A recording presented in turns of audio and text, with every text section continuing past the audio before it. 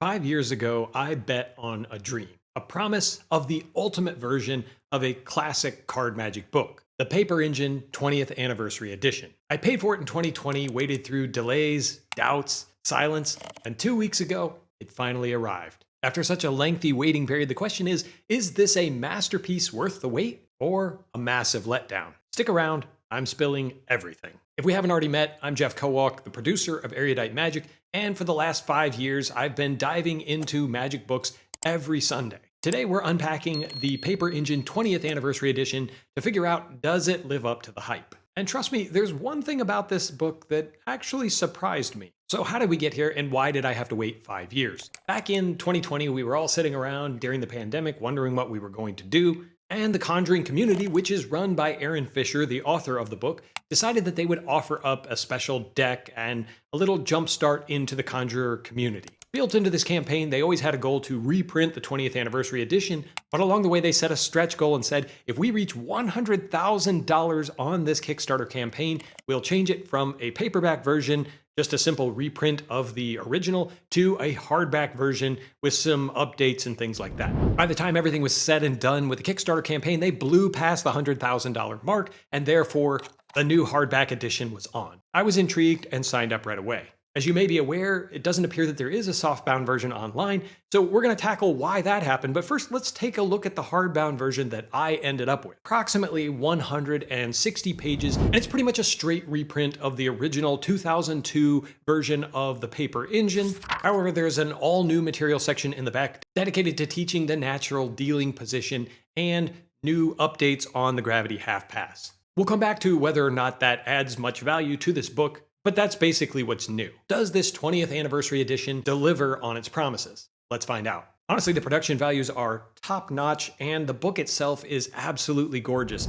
This is one that you'll probably just stare at because of the gilding on the front cover. It's absolutely beautiful. The paper is thick and semi-gloss, not too heavy, but also doesn't feel cheap. You can't see through the pages to the next page. And the first part of the book maintains all of the original photographs shot for the book back in 2002, and the last chapter with all new material has been shot in a similar style so that it matches with the first part of the book. You really won't be able to tell too much of a difference. I normally give an artistic merit or beauty score on this, and for me, this one is up there with an 8 out of 10. While the cover and layout basically mirror the 2002 version, one notable difference is the Vanishing Ink logo on both the spine and the back cover. Vanishing Ink is my employer and one of the biggest book producers out there. There's a reason that they got involved with this, but we'll come back to that story in just a second. I think it's a great thing that this book was republished with this anniversary edition, because so many times a book like this becomes popular, it sells out of its print run, and people start to sell it for exorbitant sums on places like eBay or Facebook Marketplace. But when you're shopping for original magic books that are out of print, there's one place that I recommend, and that's the sponsor of this week's video, Don's Magic and Books. I want to tell you a success story from a friend who contacted me recently. Will Mans is a professional magician out of Denver, Colorado. Recently, he was looking for a book, The Card Magic of Edward G. Brown, and wanted to know if I was aware of any place he could find it or if it was going to be reprinted. I referred him to Don, who didn't have a copy of the book, but recently came across one. And in spite of the fact that the book was out of print, Don sold it to Will at a great price, and Will is now a lifelong customer, thanks to the care and attention that Don gave him. And that, in a nutshell, is why I love recommending Don to all of you.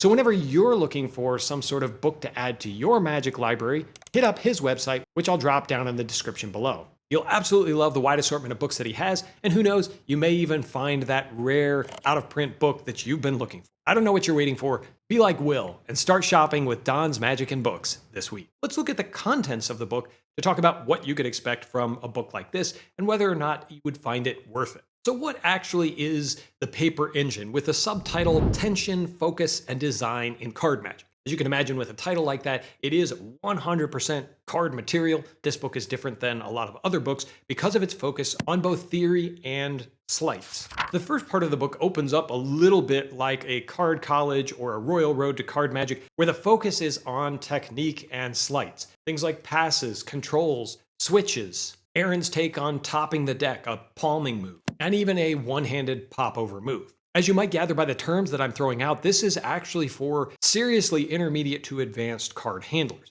That doesn't mean that you can't get anything out of this book if you're a beginner. I absolutely think this is one of those books that could grow with you as you evolve with your sleight of hand. But the focus is on just that, sleight of hand. Learning some intricate moves and maybe some things that will take you some practice to get down. In fact, it's a celebration of that kind of magic. The reason I suggested that it sounds a little bit like a card college or a royal road is because while it focuses on those techniques, there are also tricks taught after each of those sections that specifically utilize the move that has just been taught. In addition to the sleights, each one has theory baked into it to describe to you what should be happening and why it's important, which I actually thought was one of the biggest nuggets to take away from this book. The psychology behind sleight of hand, when it should be done, what will your participants notice, how to get them comfortable with the entire process of performing close-up card magic for their entertainment. But it's not all sleight of hand. The second section is just tricks. Now, almost all of these tricks will use sleight of hand. Most of the tricks in this book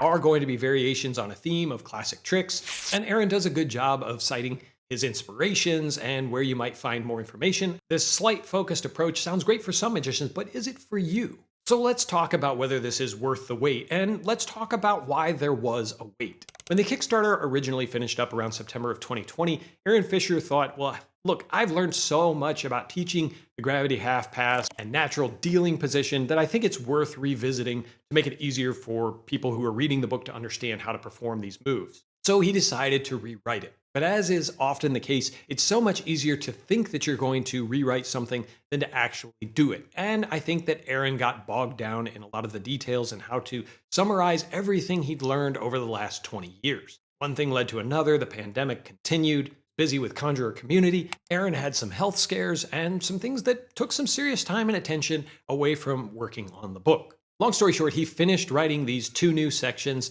and was ready to go to press, but I think there were a lot of logistical challenges with getting the book printed in both a softbound and a hardbound version. Vanishing Ink was working with Aaron on a few different ideas and heard about these challenges of getting the book actually out to the market. And since, well, they're one of the largest magic book publishers in the world, they offered to involve themselves to help get this book done. Having a paperback and a hardback version didn't really seem feasible for this book, especially since changing over the setup in a printing factory isn't a small task and costs a lot of money. So together, Vanishing Ink and Aaron Fisher agreed that while there should be 2 versions, they should both be hardback, and the people who signed up originally for the hardback should get the deluxe edition with the signature plate and the slipcase. And I'm proud to say that my name is in the back of the book as one of the original Kickstarter supporters. So back to the beginning of the episode, was this worth the wait for me? The answer is, as many things in life, it's complicated. Yes, I like the hardback version. Yes, I'm glad that I finally got it.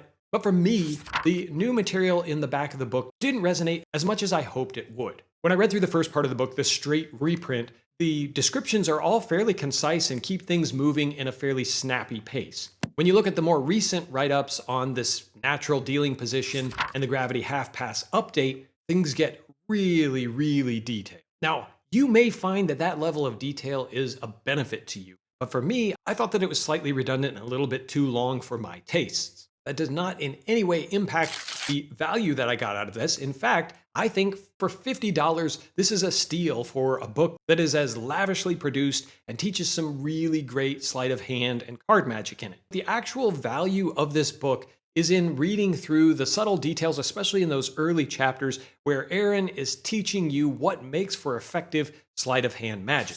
I didn't care for every trick in the book, and nor will you, but that's not the point. You're going to learn some techniques that will keep you interested. Part of what we're doing as magicians is we're constantly learning new things and pushing ourselves to try harder. If you're the type of performer who absolutely loves learning some knuckle-busting moves or trying something new and different, then you are going to love this book and will get the most value out of it. If you're someone who prefers more self-working, sleightless style magic, then this may challenge you to go further than you're comfortable with right now, which can also lead to growth. For me, I'm somewhere in the middle. I don't love knuckle-busting sleight of hand, but I do like to play with moves from time to time, and the magic in here is solid. Therefore, for me, I think the value proposition on this comes in at a solid 7 out of 10. One of the things I promised you at the beginning is something that shocked me, and frankly speaking, I thought that having Vanishing Ink involved would mean that they would relay out the book. Instead, the book practically mirrors the original production, which means that the page numbers are on the inside of the book close to the binding, which makes it practically useless to try to find a page number